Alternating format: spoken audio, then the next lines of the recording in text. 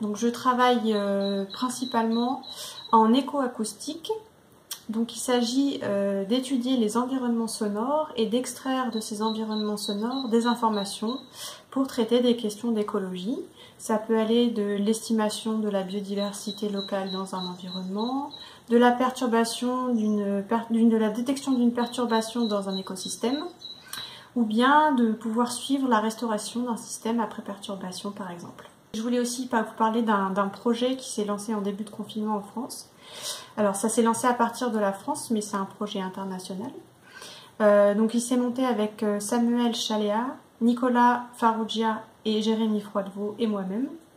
Et l'objectif étant de mettre en commun toutes les ressources des personnes qui font de l'écoacoustique, mais aussi toutes les personnes qui s'intéressent à l'enregistrement sonore en général.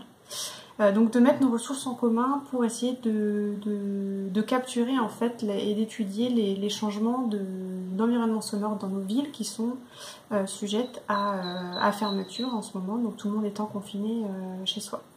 Donc on demande en fait aux participants d'utiliser des enregistreurs acoustiques de bonne qualité qui sont programmables, donc on enregistre 1 minute toutes les 10 minutes à partir de nos balcons ou de nos jardins, étant donné le confinement.